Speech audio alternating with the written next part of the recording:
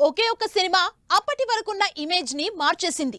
Pan ఇండియాని target చేస్తే pan world craze తెచ్చేలా చేసింది. ఎంతలా అంటే ఇప్పటి వరకు ఏ తెలుగు సినిమా సేల్ అవనంత రేంజ్ లో నార్త్ థియేటికల్ రైట్స్ అమ్ముడుపోయేంత, RRR, కల్కి సినిమాలను కూడా తలదన్నేంత రేంజ్ లో కోట్లు కుమ్మరించేంత. రిలీజ్ కాకుండానే పుష్ప ఎన్ని వందల కోట్ల బిజినెస్ చేస్తోంది, ఎన్ని కోట్ల కలెక్షన్ టార్గెట్ పెట్టుకుంది. అల్లు అర్జున్ కెరియర్ పుష్పకి ముందు, పుష్పకి తర్వాత అంటున్నారు ఫ్యాన్స్. ఈ మధ్య కాలంలో ఏ సౌత్ ఇండియా సినిమా మీద లేనన్ని హైప్స్ ఉన్నాయి పుష్ప మీద.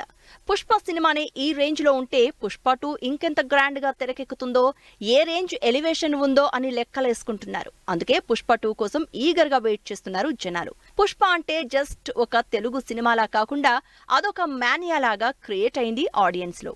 అందుకే అదే క్రేజ్ లో పుష్ప 2 ప్రీ రిలీజ్ బిజినెస్ కూడా జరుగుతోంది.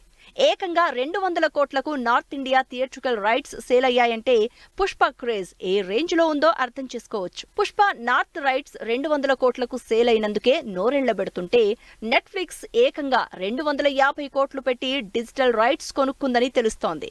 నిజానికి 100-150 కోట్లు ఇప్పటి వరకు ఏ సినిమాకైనా నెట్ఫ్లిక్స్ పెట్టింది. కానీ పుష్ప 2 కోసం ఏకంగా 100 కోట్లు ఎక్స్ట్రా పెట్టి మరీ నెట్ఫ్లిక్స్ రైట్స్ చేజెక్కించుకుంది. ఎందుకంటే పుష్ప 2 అంతలా లాభాలు తెచ్చిపెడుతుందని ఎక్స్పెక్ట్ చేస్తోంది నెట్ఫ్లిక్స్. పుష్ప 2తో బన్నీ ఏకంగా ట్రెండ్ సెట్ చేస్తున్నారు. ఇప్పటి వరకు ఏ తెలుగు సినిమాకి జరగనంత ప్రీ రిలీజ్ బిజినెస్ చేస్తున్నాడు పుష్పరాజ్. RRR, కల్కి, దేవర ఇలా 1000 కోట్ల కలెక్షన్లకు పైగా సాధించిన హీరోల్ని సైతం పక్కకు పెట్టి రికార్డ్ స్థాయిలో బిజినెస్ తో పాటు క్రేజ్ సంపాదించుకున్నాడు బన్నీ.